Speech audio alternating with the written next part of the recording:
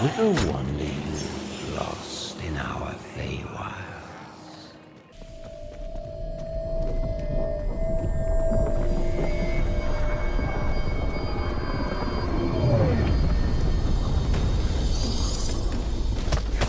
Show haste, human.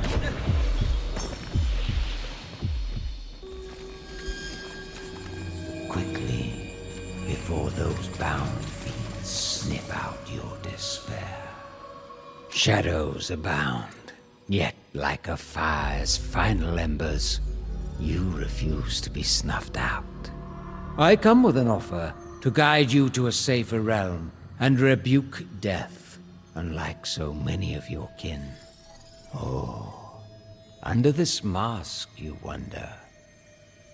I am Puck. Robin to some, Oberon's merry wanderer of the night. The last furtive fae to grace your kind. Now, take this blood-stained card that you might travel swiftly to the realm of abeyance. Give me your hands, that we may be friends, and I shall restore amends. Amosit inconul ame. Hurry yonder, toward portal and apparatus, so you, bare child of Earth, might abscond this nightmare.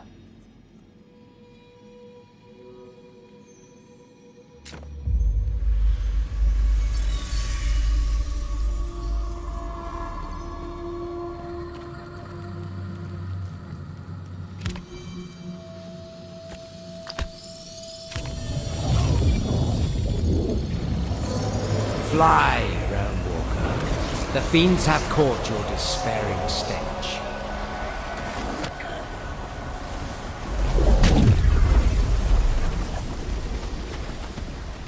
Realmwalker, your path forward is winding and full of terrors. Save yourself. Survive the realms. And rebuild all that has been lost.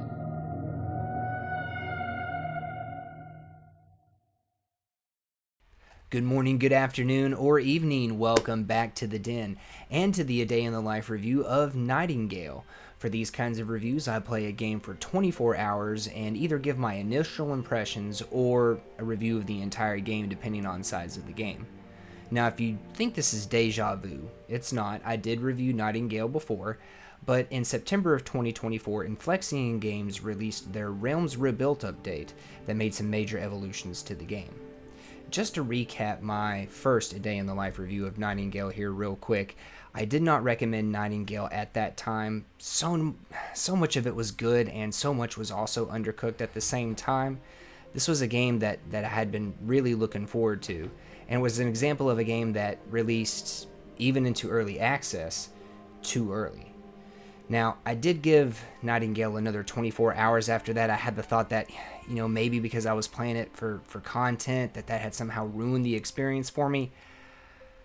But my opinions didn't change. Now, there has been a lot of feedback incorporated into Nightingale between its launch into early access and now that has drastically evolved the game. So, what do I think of my new A Day in the Life of a Realmwalker? Find out in this review. Hey everybody, sorry to butt in editing Moorcat here, but something I noticed when I was doing the final edit that I almost forgot. Before we get into the good stuff, I just have a few technical things to cover. My rig is by no means the most powerful, but it's also no slouch either. I have a 3070 Ti paired up with an i9 9900K, 120Hz monitor, game running off of an NVMe M.2 SSD. VSync was turned on because I could not get things to not tear without it on, and I was averaging around 80 frames, 64 on the RAM. I encountered no crashes in my A Day in the Life, some minor stutters, no big frame drops, but did experience some noticeable fluctuations in frame rate when moving through portals into and out of boss areas specifically. At best, I would see 90 frames per second, and depending on the weather, my frame rate could dip as low as 70 frames depending on what was going on. I am going to have to surmise that Nightingale might be able to outperform my rig because I was running a mix of performance and quality settings.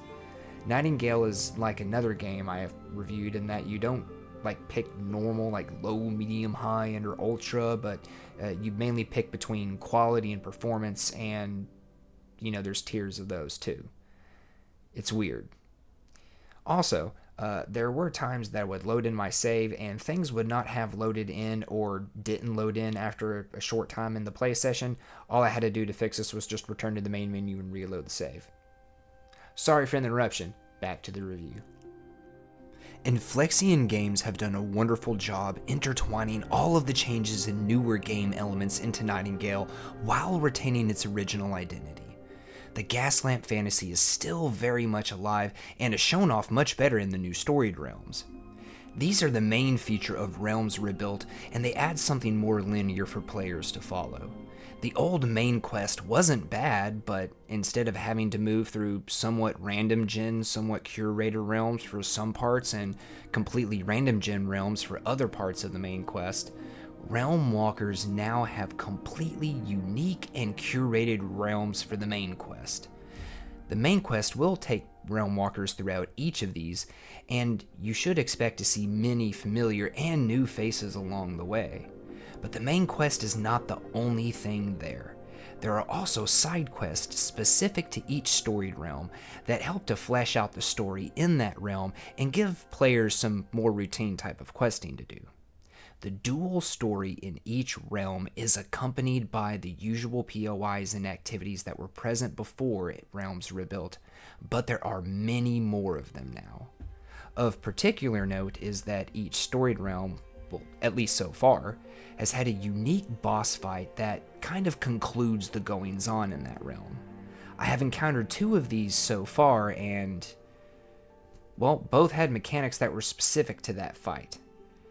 I do want to talk more about the bosses, but I don't want to spoil anything in case you want to check out Nightingale, so. Each storied realm also has its own main settlement that can provide a temporary base while in that realm, preventing Realmwalkers from having to build their own bases away from home or from having to frequently travel back to their abeyance for inventory management. Which leads me to the next big change. Realmwalkers can now move their respites outside of their abeyance realm. This allows players to build a return fast travel point to aid in moving about their current realm or to hop in between realms. In the first storied realm, I took over a house in the settlement of Sylvan's Cradle that had advanced crafting and refinement stations in it by setting my respite right outside of it. This allowed me to fast travel back to my temporary base anytime I needed to clear out my inventory, resupply, or simply to shorten my travel distance. This movable fast travel point is extremely helpful in managing downtime between activities as well, because you don't always have a high spot nearby to hop off of and use the umbrella.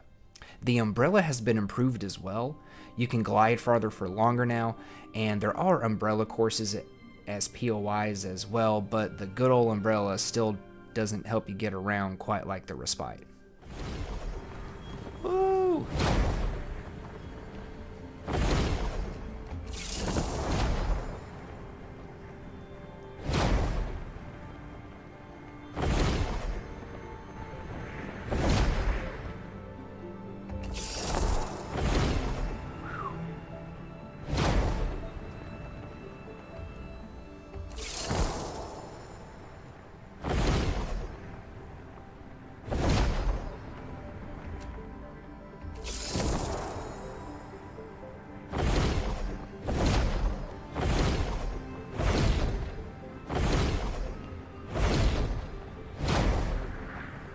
All we needed was a better umbrella, chat.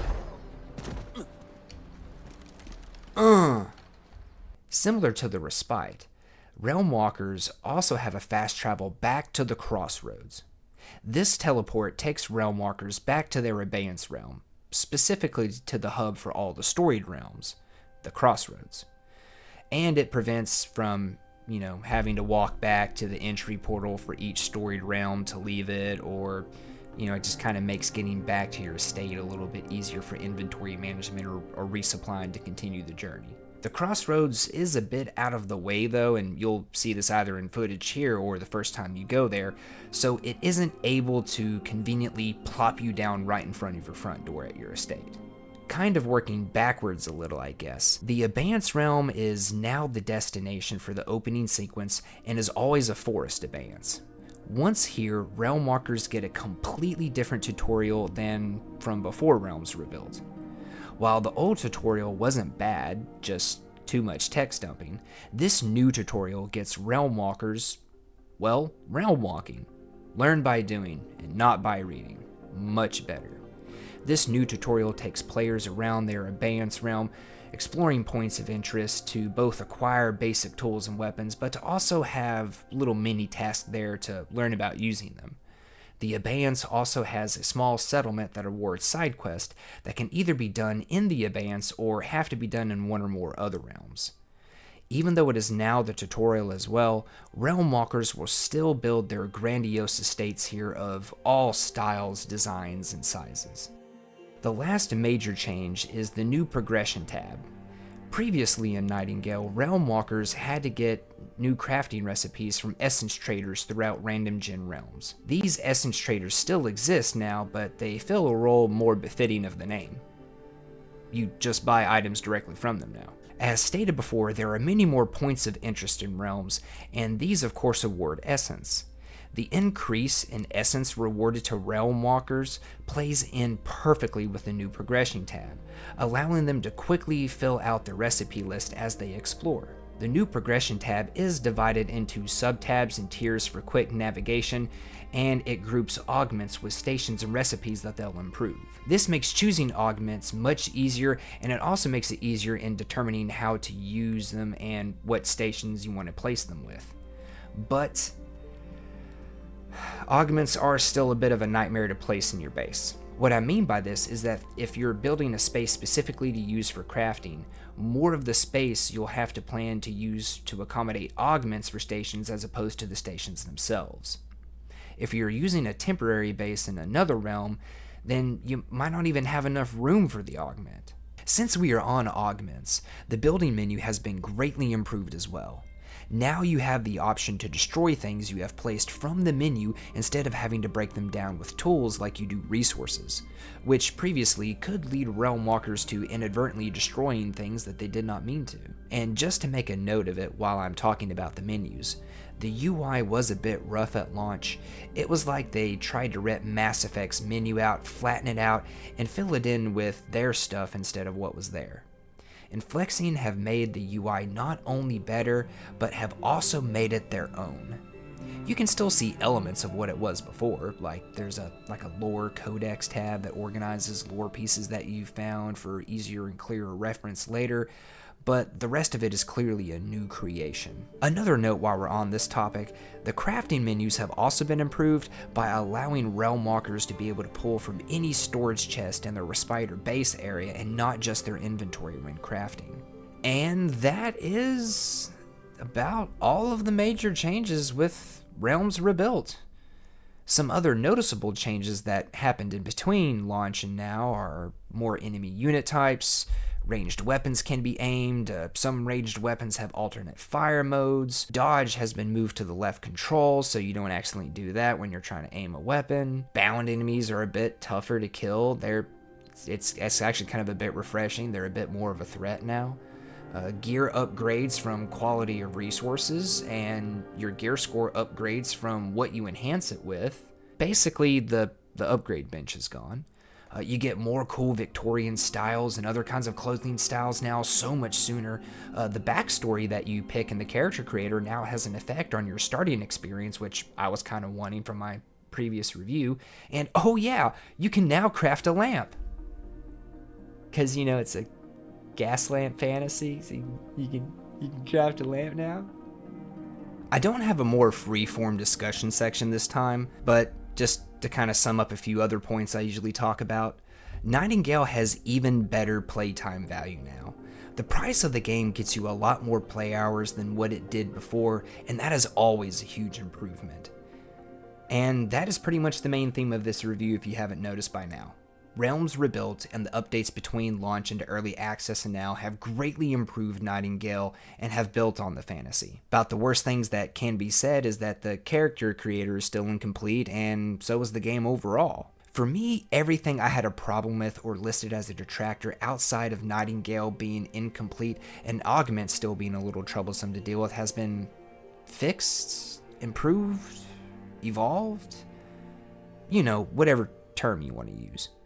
The main thing to keep in mind, and this is preferential and not good or bad, is that Nightingale is a bit of a slower burn than the average game in this genre. The jumps in power are less incremental and a little more spaced out, but they are more noticeable and more meaningful than before. Now, if you didn't hear something covered in this review, or you didn't hear it covered in as much detail as I usually do pay attention to the outro for me. Before time itself, the realms have existed. Born of curiosity, we opened the first gateway to our endless Feywilds. The Fey have long since aided men in harnessing that which we live and breathe. Magic. Tolerance was known until your grasp extended reach. Greed, in the face of power, saw your world caught in ruin. And out flowed the Pale, swallowing all in its path. Some fled its ever-spreading tongue, seeking refuge in Nightingale, only to be severed from assistance as the pathway between realms collapsed. But perhaps not all is lost. For Nightingale still stands, pushing forward towards progress and enlightenment, humanity's final beacon. Your path thither is winding and full of terror's nascent Realmwalker. Wilt thou succumb to fey lands beyond thy wit? Or wilt thou endure, find the way homeward and rebuild anew?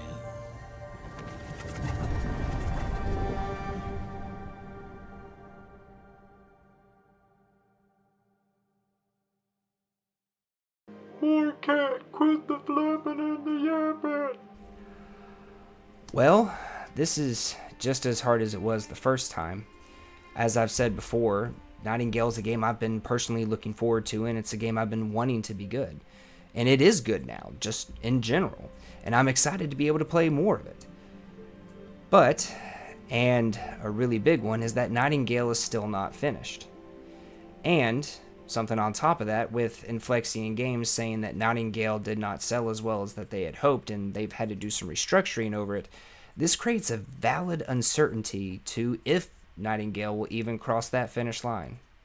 Not due to lack of hard work or lack of passion or lack of clear vision from management, but from lack of money.